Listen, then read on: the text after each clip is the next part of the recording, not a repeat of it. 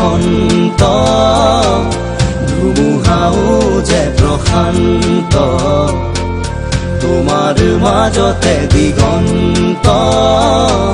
সৃষ্টিৰ অপৰূপ অনন্ত